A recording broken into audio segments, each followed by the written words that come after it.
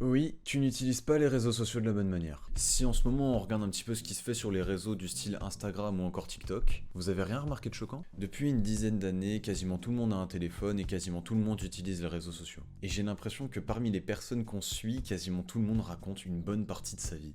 Donc principalement via les stories, via des TikTok, via les notes aussi, et plus généralement via des posts, des photos ou encore des vidéos. Ça peut être une photo de soi à un événement, ça peut être un truc totalement banal de sa vie, ça peut être une vidéo un peu du style « notez sur 10 comment je suis habillé aujourd'hui ». Mais en soi, c'est cool de partager ce genre de choses. C'est sympa à regarder, ça permet de partager un petit peu sa vie, ça permet de discuter et de rencontrer des gens. Donc c'est mignon et en vrai, ça fait de mal à personne. Maintenant, je vais vous parler de la raison de pourquoi est-ce que je parle de ce sujet. Mai 2023. Des amis à moi m'invitent à passer la soirée dans un appartement en ville et d'ensuite aller dans un bar. Mais en vrai, ayant déjà fait quelques soirées mais n'étant jamais allé dans des bars en ville, je me suis dit que c'était l'occasion de découvrir tout ça. Milieu de soirée, on arrive dans le bar et tout le monde commence à prendre ses petites photos, ses petites stories avec ses potes. Tout le monde affiche un super sourire devant le téléphone et commence à danser. Puis quelques minutes plus tard, quand tout le monde a pris de quoi alimenter les réseaux sociaux et à ranger son téléphone, les sourires commencèrent à s'effacer et tout le monde commençait un peu à se faire chier.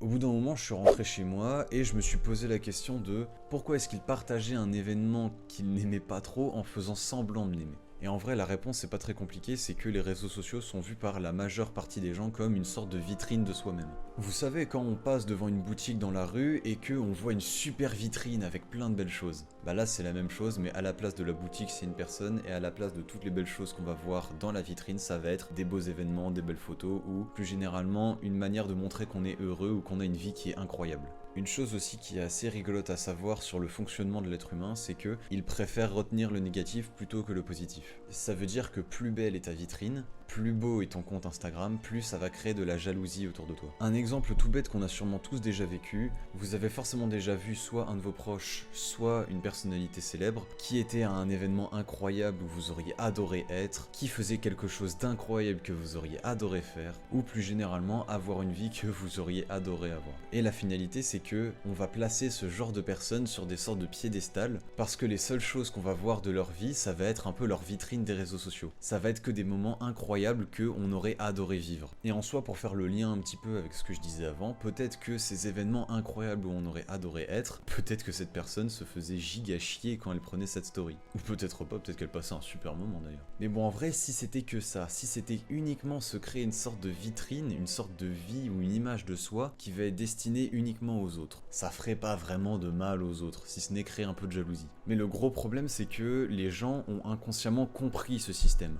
Ils ont compris que plus on rend sa vie instagrammable, plus on va rendre sa vie sur les réseaux belle, plus on va créer de la jalousie chez les autres. Et donc plus on va devenir une personne de valeur vis-à-vis des autres. C'est d'ailleurs de là que vient un peu cette notion de instagrammable. Quelque chose d'instagrammable, c'est quelque chose qui va un peu respecter le code des réseaux sociaux. Quelque chose qui selon la société va être perçu comme beau, bien, agréable à vivre. Mais du coup, vu que les personnes ont un peu compris ce système et compris ce que ça pouvait leur rapporter, chaque événement de la vie, aussi anecdotique soit-il, va être un peu rendu instagrammable. Par exemple, le cliché un peu con de la meuf qui va aller dans un restaurant et qui va prendre le plat qui va être le plus beau à prendre en photo. Mais la finalité, c'est que du coup, on va orienter notre vie pour la rendre instagrammable, dans le but de la rendre assez intéressante pour les autres. Et si vous commencez un petit peu à orienter votre vie dans ce but, certes, vous aurez un peu plus de notoriété, mais la finalité, c'est que vous allez orienter votre vie dans une direction qui ne vous convient probablement pas, vu qu'elle est pour les autres. Vous vous souvenez plutôt quand j'ai dit que poster des choses un petit peu qui parlent de sa vie sur les réseaux sociaux, ça ne faisait de mal à personne?